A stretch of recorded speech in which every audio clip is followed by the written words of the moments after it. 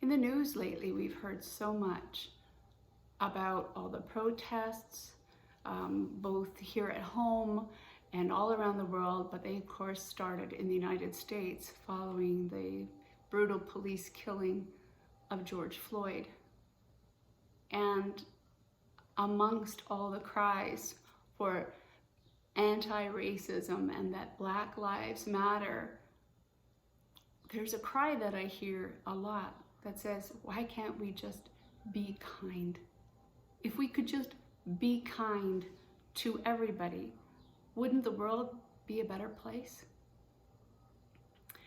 Having worked with kids for so many years and having little grandkids of my own now, I watch little children, especially little boys, playing, and often I find myself saying, hey guys, be kind. Why aren't we just automatically wired to be kind? We need reminders to be kind. I've been seeing all kinds of t-shirts being advertised on Facebook lately that say, be kind. So why are we just so wired not to automatically default to being kind? And I was thinking about this a lot, and I have had my father staying here with me for a week. And he was here a few weeks ago, and my sister and I have been alternating caring for him. He was in the hospital for a while, and for many, many years, my father wasn't always such a kind man. He was a funny man, a gregarious man, but sometimes his comments could be really hurtful, and you could walk around on eggshells a little bit. But something has happened in this last year of his 82nd year of life, and my dad is being kind. I have heard so many words of gratitude and love. I think in one day I heard him say, I love you, daughter, more than I've heard in 56 years. He's just defaulting to being kind at this time of life. And so for me, the response is to step out in kindness back to him. For every thank you so much, I say, Dad, you're so welcome. And when someone's being kind to you, it's so much easier to be kind to them. We know that Jesus said, love each other. I was thinking about it. Did he say we have to be kind? He did say we have to love each other. And I think that part of loving each other is being kind and being respectful, caring, stepping out of our comfort zone to really show each other support and love in practical and impractical ways. Just grabbing somebody and giving them a hug. Well, you know, with COVID, it's a little bit different, but I've had lots of hugs with my dad in this last week. And I was reminded of what the Apostle Paul said about love. And I want to remind you here, I'm just going to lift up my Bible so my eyes can see it again. So in 1 Corinthians chapter 13, it says, if I speak in the tongues of men and of angels, but I have not love, I am only a resounding gong or a clanging cymbal.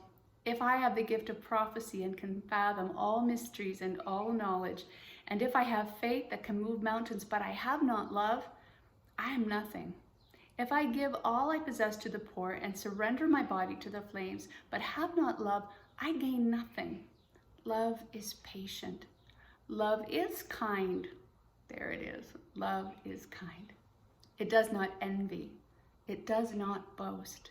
It is not proud. It is not rude. It is not self-seeking. It is not easily angered. It keeps no records of wrongs. Love does not delight in evil, but rejoices with the truth.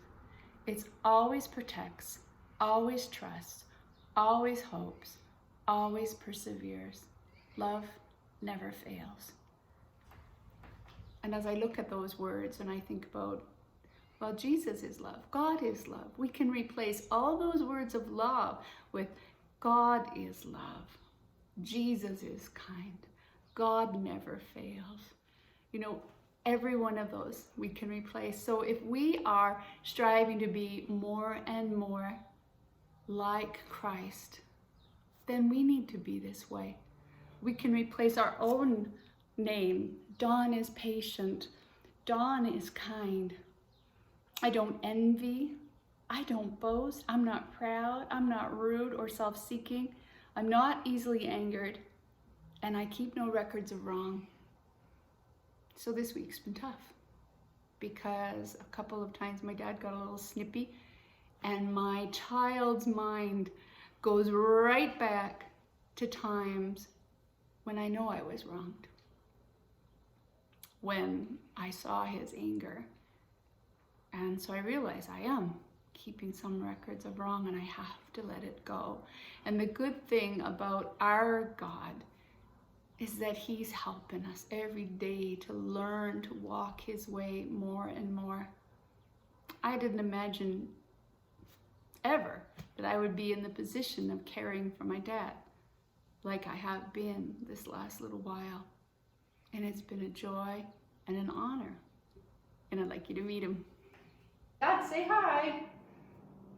Hi. And my dad has been here with us for a week while he's been recuperating after being in the hospital. And I have really enjoyed looking after you.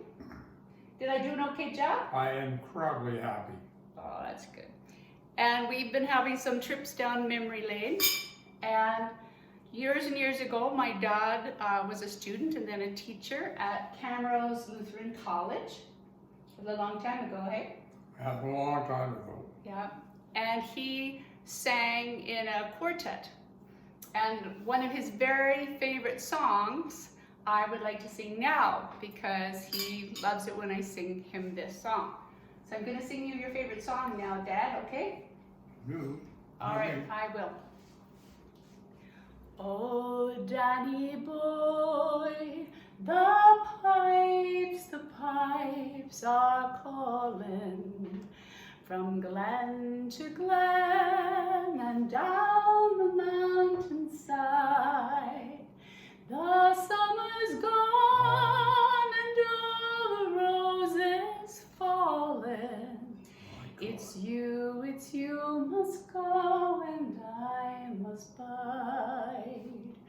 But come ye back when summer's in the meadow, or when the valley's hushed and white with snow. It's I'll be here in sunshine or in shadow. Oh, Danny boy,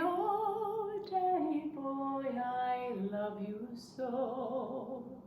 But when ye come and all the flowers are dying, if I am dead, and dead I may well be, you'll come and find the place where I am lying, and kneel and say an Ave there for me. And I shall hear, though soft, you tread above me, and all my grave will warmer, sweeter be. For you will bend and tell me that you love me. That's amazing. And I shall sleep in peace until you come to me. How was that? I just sang myself. You did. I think I learned from you. I did. You're a young little kid.